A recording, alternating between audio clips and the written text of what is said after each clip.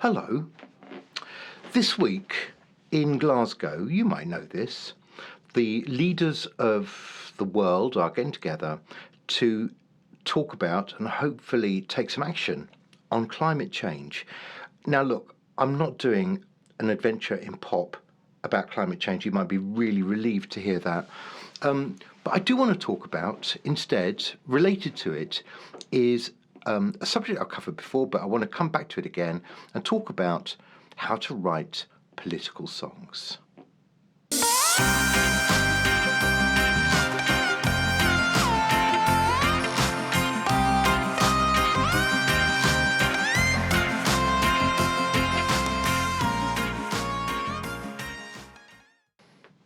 So, all these leaders have arrived actually today, or maybe yesterday. I think they've been talking today, so they've been there a day or two, in Glasgow, in sunny, lovely, warm, tropical. Now, that's only if they don't reach an agreement, isn't it, really?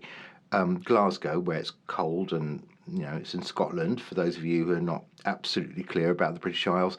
And obviously, they've got a whole load of pressure to come up with the right actions, hit the right numbers, so that we can, carry on living on this planet, and that our children and our children's children, and the arguments. I'm not going to go into that, but it did get me thinking about political songs. I want to talk about political songs over maybe a few episodes, because I can see on my release schedule after this week, where I'm releasing To the Limit on Friday, almost forgot what I was doing, my next release after that is quite a political song, and it won't be the first, I'm sure it won't be the last, but I always come to these sort of political songs with some nervousness, and I want to just discuss that,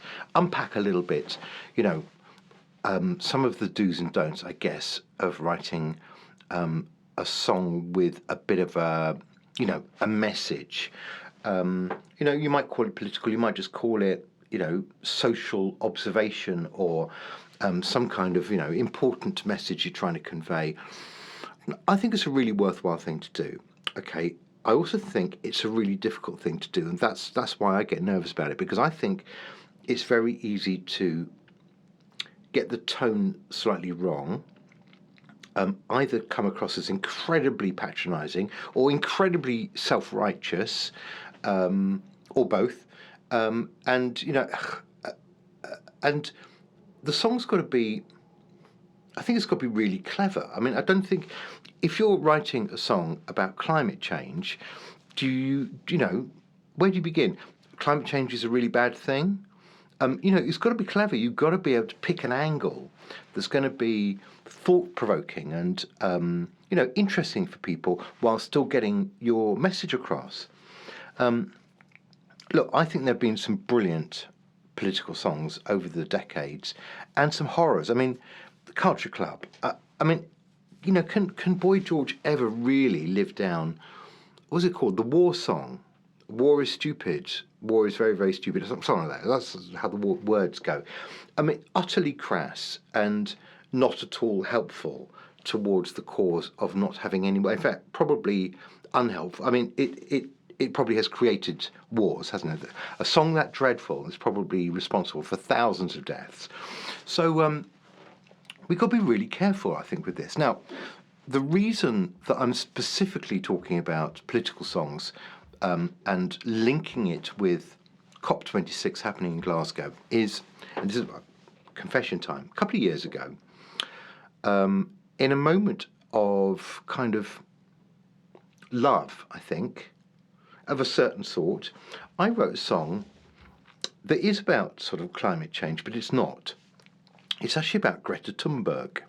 Greta Thunberg, who then was, 16, 17, the Swedish superstar who the other day achieved this unbelievable feat where on the BBC lunchtime radio news, the headline, the very first kind of couple of sentences they came out with was, as leaders prepare for the COP26 summit, Greta Thunberg has issued, you know what it was? It was a kind of an ultimatum. Here's what I expect from you guys. And I just thought that is extraordinary. Before we hear what Boris Johnson, what Joe Biden, what any other world leader has got to say about any of this, we hear about an ultimatum, about a warning issued from Greta Thunberg. She and David Attenborough have sort of become the go-to people to kind of get that soundbite that is going to galvanise people, fill people's hearts with dread and hopefully with action. And Greta is an extraordinary phenomenon. I'm sure, whether you like her or don't like her, I'm sure we can agree that she's something else. I mean, she is a remarkable woman, and she's done a lot in a very, very, very short time. And I'm sure she's here to stay. I'm sure she's going to be going along for many, many years. She's going to be on the back of those politicians, counting and watching and calling out and being merciless, I think, because I think that's the kind of person she is. I don't think she cares how much trouble she gets into. She has a mission, and she's going to go for it. Okay. So a few years ago, this was summer of 2019, I wrote a song about Greta Thunberg. And basically, I'm going to play it to you. You're going to hear it. If you stick around, please do, because it's ever so nice. It is kind of a love song to Greta, because I was just wanting to say, Greta, you're blooming unbelievable. You're fantastic. And in a way, that is what the song does. So, strengths and weaknesses of this particular political song, because I think it exposes some of the problems that political songs generally have. So I want to say something about how brilliant Greta is. Obviously, by implication, I'm saying that I agree with her, her cautionary notes that she strikes always about climate change and about how essential it is that action is taken immediately. Otherwise, we go past the point of no return and devastation. So I find her hard to disagree with, because I think everything she says is sensible. I think actually she's got more sensible over the last couple of years, because guess what? She's a bit older, and she talks now with a maturity that she didn't have then. But what she had then was the shock factor of a youngish woman, a young girl, really a teenage girl, who's prepared to speak truth to power in such an upfront and passionate way. I think it took the whole world by storm, and that's why Greta became front page news across the world. Really interesting character, and her star has risen and risen, and I guess it's going to carry on doing that, because the whole climate change thing ain't going away very fast, is it? We're making pledges now that to last for the next 20, 30, 40 years. So she's going to have her work cut out for the whole of her life if she wants to. So the song. Let me tell you about the song. It is kind of a love song to Greta, and I think that's the strength and the weakness of it, really. So I'm not really in the song talking about climate change. What I'm talking about is a very brave person who goes and reads the Riot Act to leaders around the world, and in that very short space of time had got onto the cover of Time magazine and all these kind of charts of who are the most successful and powerful people, young people, women, etc., anywhere in the world. And she was already at the age of 16 or 17 finding herself near the top of all those lists about powerful and influential people. And I guess what I was doing really was honouring that more than trying to say something about climate change. And with climate change, it's a tricky one, isn't it? It's where do you begin? Where do you find an angle that hasn't been covered? As a little side note, Johnny and I have written from way back a couple of songs that are completely about, the environment and saving the planet before it's too late. And these are written about 15 to 20 years ago. And one of them, I think, will be resurrected and released as a single sometime in the next few months. And it's called Fields of Sunshine. And actually, what that one does, in a nutshell, is look back in a very nostalgic and rather sad way back to a time when things were good. So that's one angle you can take. You have to imagine it that all the bad things have already happened. That's quite tricky, without making it sound like you've written a science fiction song, or it's just being ridiculous. So it is difficult. Okay. So when I wrote this song about Greta, obviously, in my mind, I'm thinking, I've written a song about Greta Thunberg. I could release it. Everyone knows Greta's name. That's a surefire, wonderful way of drawing attention to myself, because everyone knows about Greta Thunberg. And I thought about it and thought, well, I've got two problems here. One is, what will Greta think? So I sent it to her, and I didn't get any response at all. So I think that probably tells its own little story. Now, I think she was about to, if not already. I think she was in that year. She was crossing the Atlantic, I think, with her dad in a boat, some kind of catamaran or something. So she might have been a little bit busy and otherwise occupied to not notice my email with a song that's called Greta on it. So anyway, look, I did show her a bit of respect by sending it to her. I didn't, as I say, no response. Then I thought, is this song good enough to release as a single? And I thought, no, it kind of isn't. And so here's my critique of it. And I know that this is, I'm marking my own homework, but just bear with me on this. I think what I like about it is, you will notice, it's got a rhythm of a train. It's kind of, we find Greta Thunberg on a train to somewhere or another. I think she's going to see the Pope. And I think it was that expedition to see the Pope that got me fired up in the first place a few years back. And I didn't really know who she was. So there's a rhythm on this track all the way through of kind of a train journey, which felt fitting and still does. Some of the words are quite fun. Guess what? I've got some here. Let's have a look. You visited so many places, all payment you refuse. I've never seen so many red faces as the leaders stare at their shoes. That's my favourite line. So, that's fun. She goes out every Friday to make sure her views are known. First, what you see is a girl with a placard, but soon the crowd has grown. There you go. So some fun words. Sounds like she's on a train. It gallops along. It's quite fun. It's very upbeat. So what's wrong with it? It has no subtlety. That's the problem.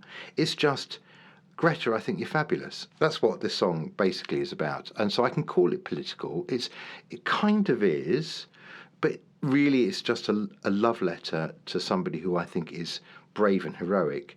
And I did then and I do now. And so it doesn't feel like it's clever enough. It's just too obvious. And although I kind of quite like it, I see it as a curiosity rather than a smash hit single. And I wonder whether you'll agree with that. So I'm gonna leave you with this track to have a listen to. I'm rabbiting on about it. You might as well hear it. It's only 3.5 minutes long. You might even like it. Let me know.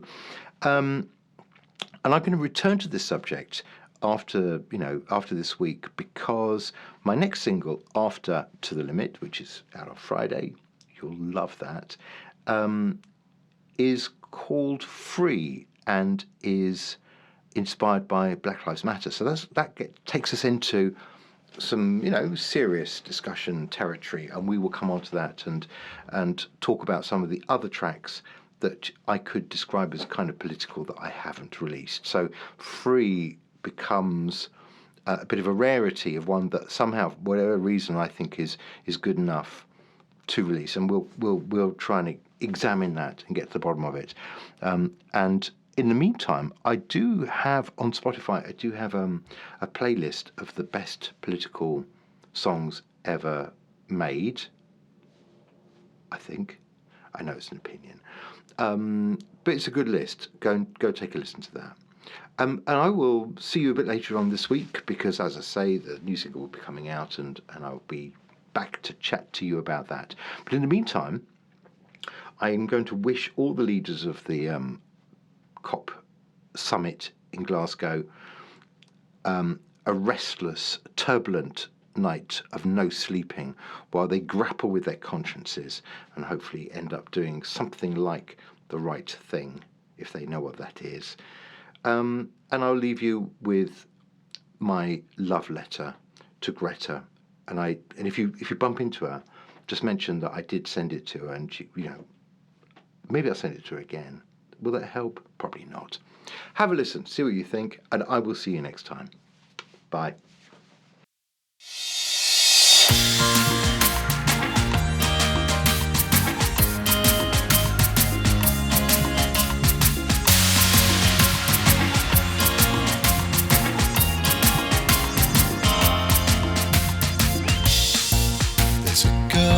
Classroom, but she doesn't want to learn. She thinks, what's the point of these lessons when the whole wide world's gonna burn? She goes out every Friday to make sure her views are known. First, what you see is a girl with a placard, but soon the crowd has grown.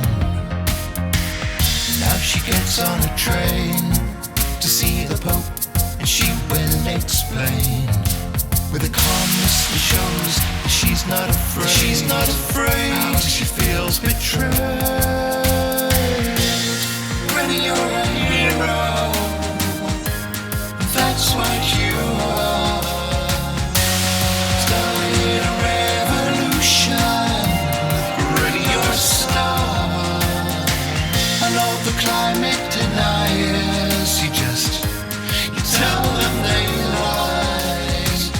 Vested interest, the old empires, they got nowhere to hide.